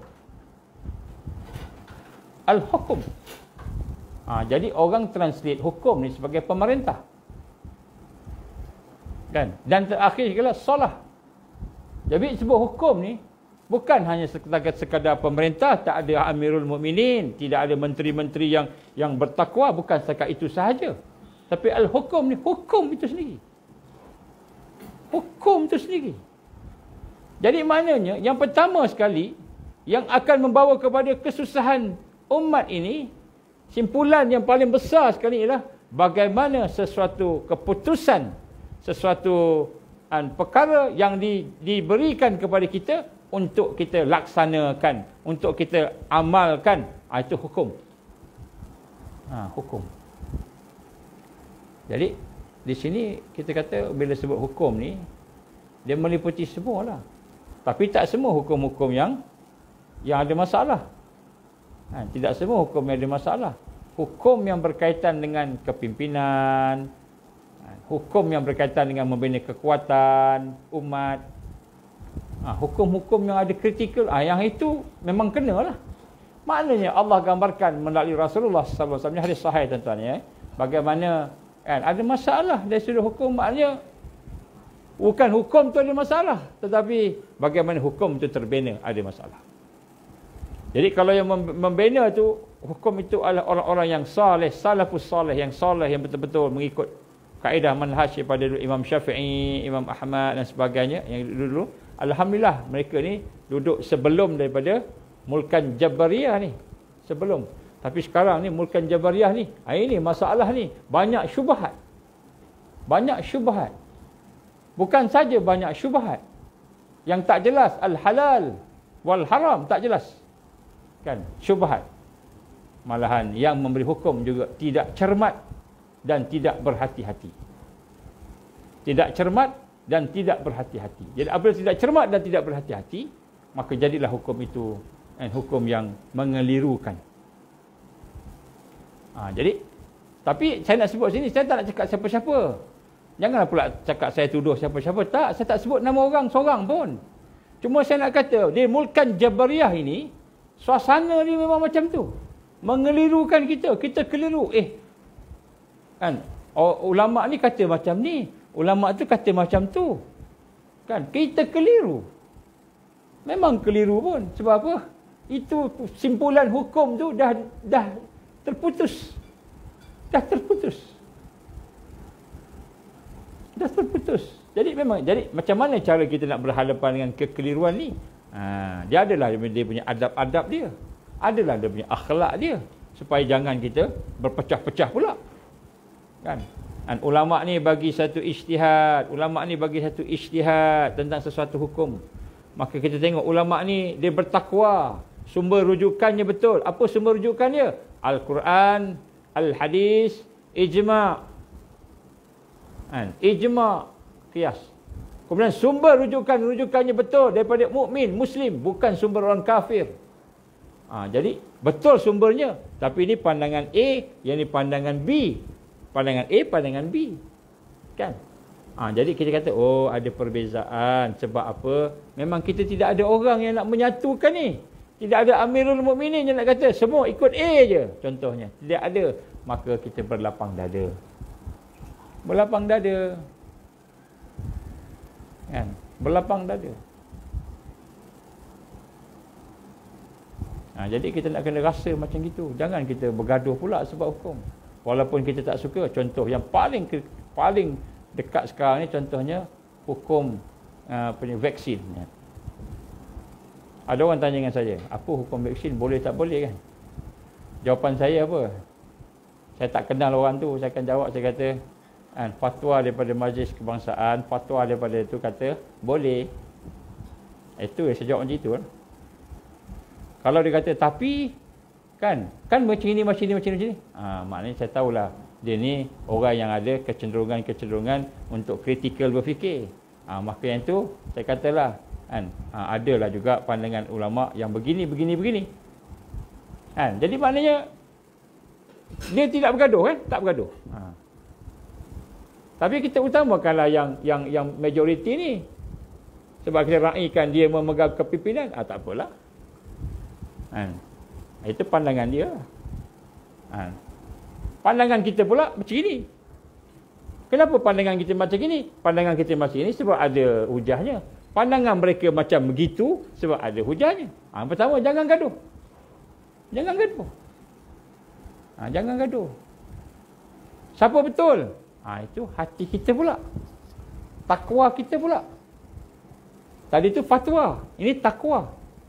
Jadi fatwa ni dia boleh bagi hukum ikut apa? Ikut kemampuan dia. Contoh, tuan-tuan guru kita, dia tidak ada kemahiran sains. Dia tidak ada kemahiran medical. Maka bila dia dapat fatwa, dia kena rujuk dengan orang sains dan medical yang dipercaya. Maka dia rujuklah dengan KKM. Maka KKM cakap sekian. Maka dia kata begini, daripada kesekian maklumat tu, maka dia dirah hukumnya begini. Jadi tuan-tuan guru yang lain pula, ulama yang lain pula, mungkin dia ada sumber-sumber rujukan sains dia, ataupun dia punya rujukan-rujukan yang lain. Maka dia dapat daripada rujukan dia lain, kata begitu. Lain daripada yang ini. Ini tak betul, ni betul. Dia ambil yang ini pula. Yang ini pula, yang ni ambil A, yang ni ambil B. Dua-dua ada sumber rujukan dia. Yang mana lebih baik? Takwa kita, hati kita. Hati yang bersih, dia akan menilai. Yang ini sumber rujukan dia macam gini. Yang ini sumber rujukan dia macam gitu. Maka yang gini, okey. Yang gitu, okey juga. Tapi yang gitu, ada syubhat. Yang ini memang komplit ni tak ada syubhat. Hati dia rasa, aku nak ikut yang ini. Ikut yang ini. Tanpa kita memperlekehkan yang itu. Jadi kita tak bergaduh. Berapa nak bergaduh? Berapa nak bersisih faham? Pasal dia ikut kemampuan pemikiran dia. Kita ikut kemampuan pemikiran kita. Contoh begitu kan. Jadi kenapa memang Nabi dah sebut? Benda yang awal sekali terputus dalam mulkan Jabariyah. Inilah hukum. Jadi kita janganlah risau. Betul ke aku ni? Salah ke aku ni? Sedangkan kita ikut ni dah pandangan ulama' dah. Yang ini pun pandangan orang alim juga, ulama' juga kan. Jadi dari berbeza pandangan. Beza pandangan kita ikutlah mana takwa. Ini takwa kita. Maka takwa ni dia nilai dia dengan Allah. Kalau dia bersifat keduniaan, aku kena ikut yang inilah supaya aku dapat sekian keuntungan, maka takwa dia rendah. Tapi kalau dia ikhlas, aku kena ikut yang ini. Kerana yang ini memang kerana Allah ni tak ada kepentingan apa ni. Ni yang lurus ni. Maka aku nak ikut yang ni. Itu takwa dia. Jadi kita tak bergaduh lah sama kita. Apa kita nak bergaduh sama kita kan? Jadi ini yang kita nak katakan bahawa yang pertama sekali hukum terputus. Yang akhir sekali kata Nabi, solat yang terakhir. Pertahanan kita terakhir solat. Sebab tu hari ini tuan-tuan dan puan, kalau kita tak jaga solat kita tidak ada pertahanan. Kena jaga solat kita. Solat kena jaga. Saya cerita pasal solat ni panjang. Beberapa minggu saya cerita pasal. Itu pun tak habis lagi sebenarnya. Ada lagi yang saya tak cerita. Saya tahu saya tak cerita. Ada banyak benda lagi saya tak cerita. Baik. Jadi sebab itu dalam hal ini, maka kita kena bersifat takwa dan wara'. Macam mana takwa dan wara'? Sebab ada hadis Nabi sallallahu alaihi wasallam menggambarkan kepada kita. Baik, sebelum tadi saya kata jangan bergaduh. Jangan berselisih faham. Sama-sama raikan. Kalau orang alim ni kata begini, pun dia betul ikut pandangan dia. Orang alim ni kata gini, pun betul ikut pandangan dia. Yang penting sumbernya tepat dan betul. Walaupun demikian, Nabi gambarkan di dalam hadis-hadisnya, tanpa saya nak menuduh siapa-siapa, saya hanya akan bacakan hadis ini untuk peringatan diri saya sendiri dan untuk tuan-tuan dan puan-puan sekalian. Tujuannya supaya kita berhati-hati dan melihat hati kita untuk bertakwa dan menjaga warak, takwa dan warak. Fatwa ni satu peringkat, takwa satu peringkat, warak satu peringkat. So kita nak kena tengok hadis Nabi yang lain. Dalam kitab Bidayatul Hidayah, Imam Al-Ghazali rahimahullah telah menyampaikan satu hadis Nabi sallallahu alaihi wasallam. Satu hadis sahih yang diriwayatkan Imam Ahmad, kata apa? La ghairud dajjal akhwafuni ala ummati. Qalaha salasah. Nabi kata apa? Selain daripada dajjal, la ghairud dajjal akhwafuni, yang lebih aku bimbang ke atas umat aku. Nabi sebut 3 kali. 3 kali Nabi sebut. Yang aku bimbang sebenarnya, di kalangan umat aku ni daripada dajjal, yang aku bimbang sebenarnya. 3 kali Nabi sebut. Makna serius. A'immatan mudillin, iaitu pemimpin-pemimpin, tokoh-tokoh, imam-imam, mudillin, yang menyesatkan. Ini hadis riwayat Imam Ahmad. Jadi nak sebut kat sini, baru saya faham. Bila saya baca banyak kali hadis ni, fikir buat kajian kan, baru saya faham, rupanya kenapa Nabi sebut 3 kali ni? Sebab zaman Mulkan Jabariyah ni bukan 1 hari 2 hari, banyak hari. Bukan banyak hari, banyak tahun, puluh tahun, mungkin ratus tahun. Jadi panjang ni Nabi beri penekanan.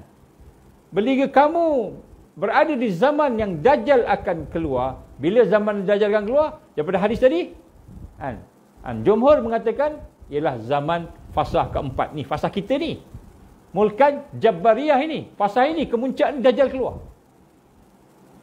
Jadi ini jumhur ulama yang menghuraikan hadis-hadis ini. Dan Nabi kata apa? La ghairu dajjal, selain daripada Dajjal, akhafuni, yang lebih aku takut pada kamu, ke atas umat aku. Apa yang aku bimbang ke atas umat aku ini, Nabi sebut 3 kali, a'immatan mudillin, iaitu pemimpin-pemimpin yang menyesatkan. Jadi ini untuk menjaga takwa kita. Untuk menjaga diri kita. Maknanya, ada tak imam-imam yang saleh? Ada. Pemimpin yang saleh? Ada. Tapi yang Nabi bimbang, pemimpin-pemimpin yang mudillin, yang menyesatkan. Ini yang kita nak kena tengok. Di Mulkan Jabariyah ni kena hati-hati, sebab ada yang ni. Yang ni ada. Bila yang ni ada, kita kena tengoklah sungguh-sungguh. Tak kira siapa dia, tengok sifat dia macam mana. Yang aku khawatirkan pada kamu, selain daripada Dajjal, yang lebih aku khawatirkan, maka dijawab oleh dalam hadis yang lain.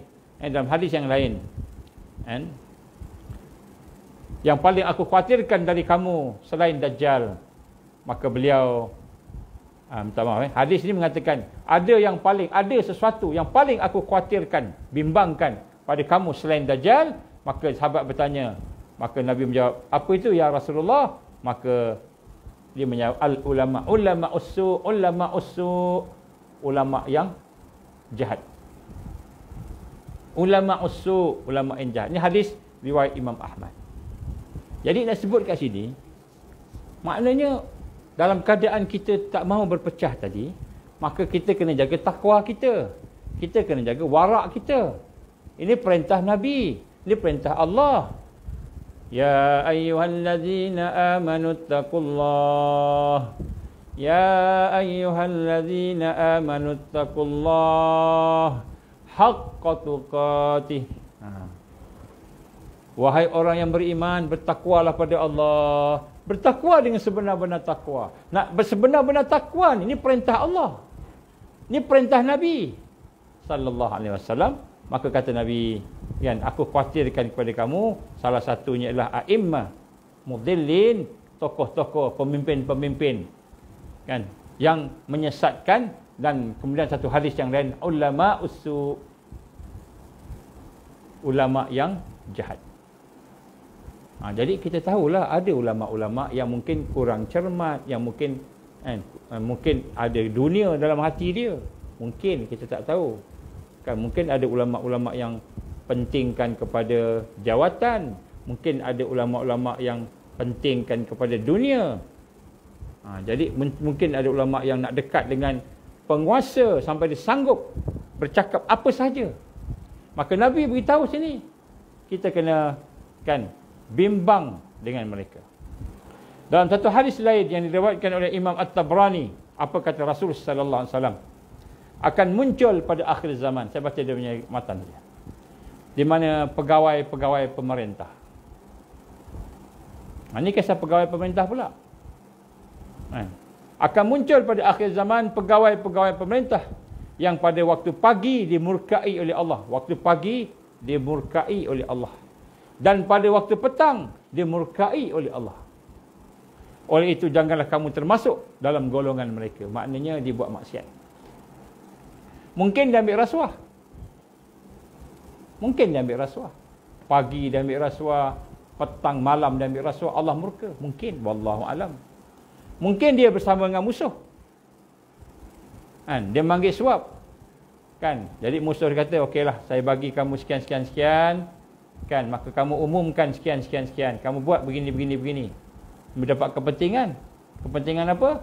Kepentingan dapat jawatan. Kalau kamu nak jawatan begini, hendaklah kamu taat pada kami. Musuh-musuh Islam. Mungkin. Maka dia, tak apa, saya sedia. Saya bersedia berkhidmat untuk tuan dan apa tuan. Dia dapatlah pangkat, dia dapatlah jawatan, dia dapatlah gaji yang besar. Kan?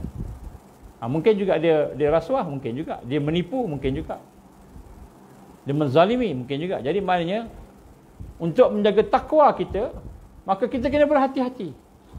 Kata Nabi apa? Akan muncul di akhir zaman pegawai-pegawai pemerintah yang waktu paginya dimurkai oleh Allah dan waktu petangnya dimurkai oleh Allah. Maka janganlah kamu termasuk dalam golongan mereka. Maksudnya Allah kata, Rasul sebut, apa, jangan ikut mereka, jangan ikut. Jadi ini bukan ulama, ini bukan pemimpin, ini pegawai. Officer.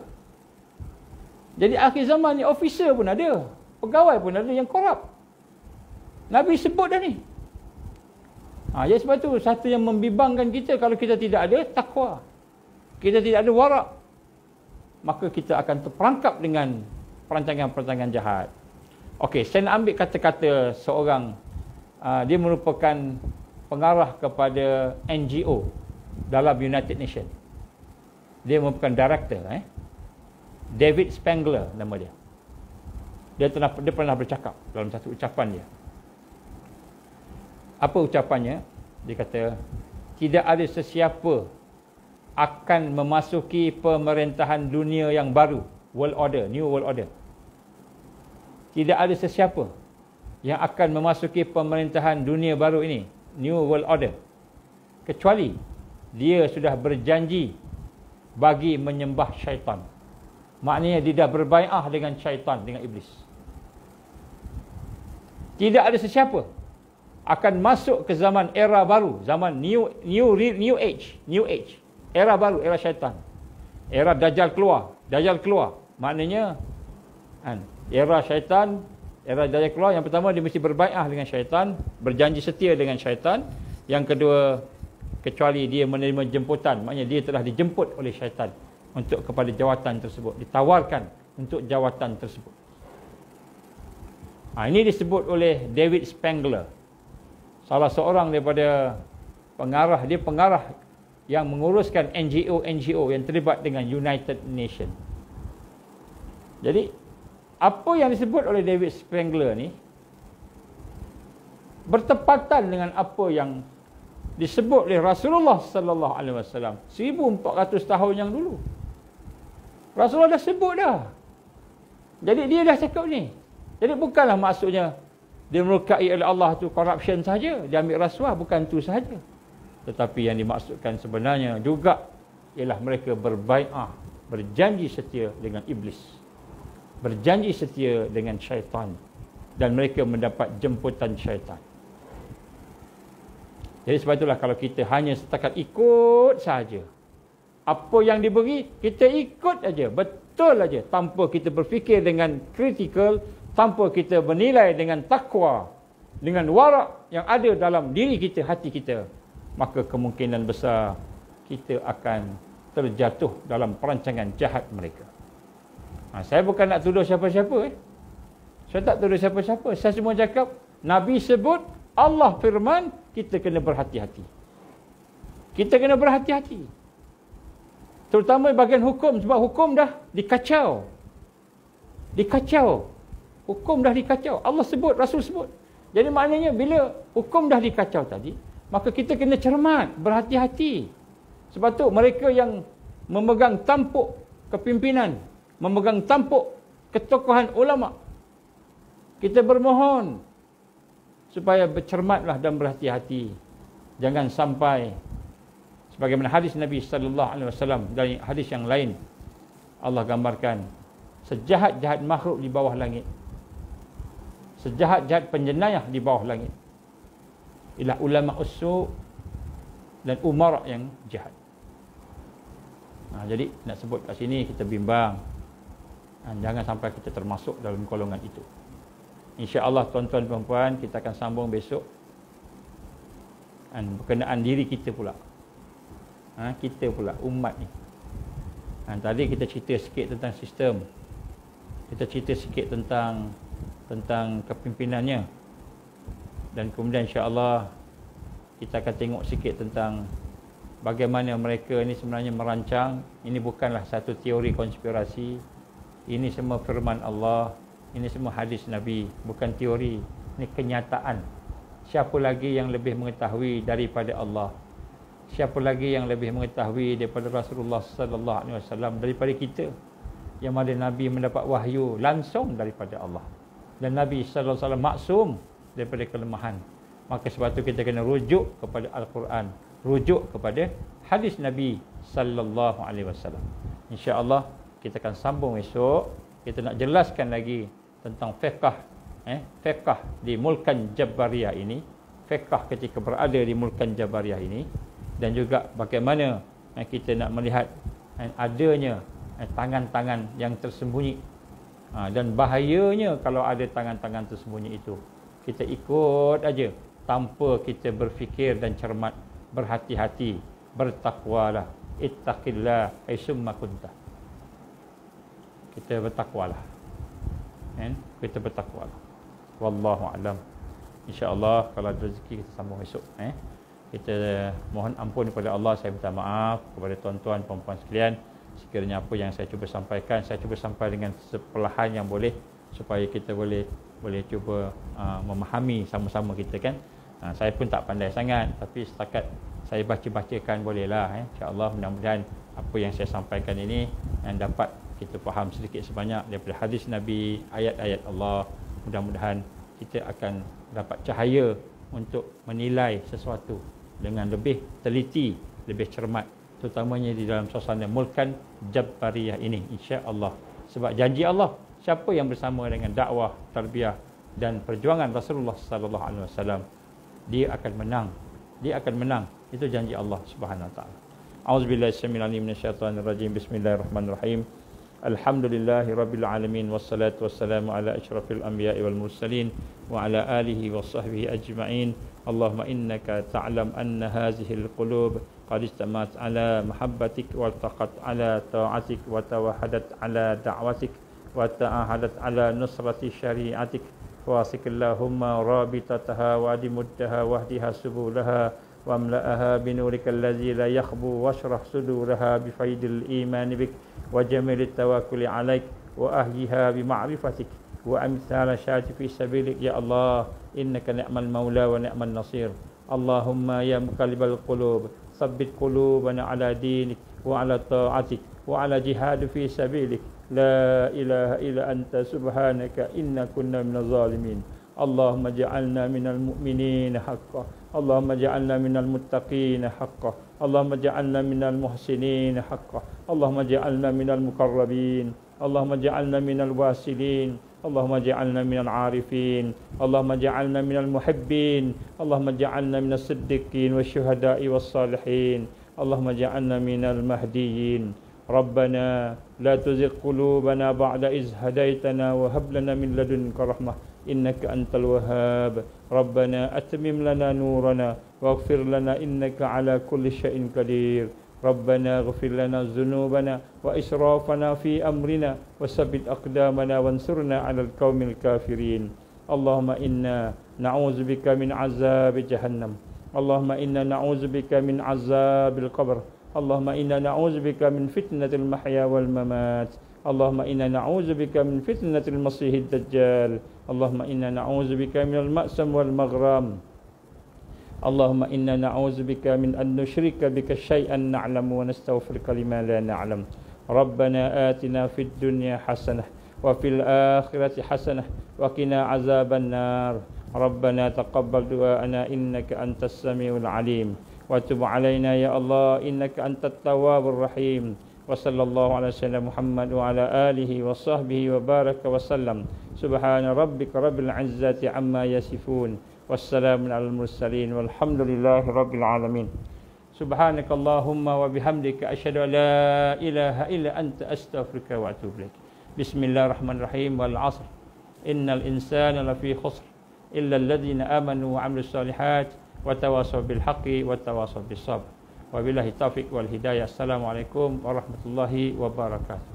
Bagi mereka yang nak forwardkan benda ni, saya akan masukkan ke official Ustaz Azman official tu ataupun ke Telegram Minda Dr. Nur Azman Minda Ustaz Dr. Nur Azman, itulah lebih kurang. Kat situ ada dia punya kopi dia. Boleh ambil kat situlah insya-Allah. Okey. Assalamualaikum warahmatullahi wabarakatuh.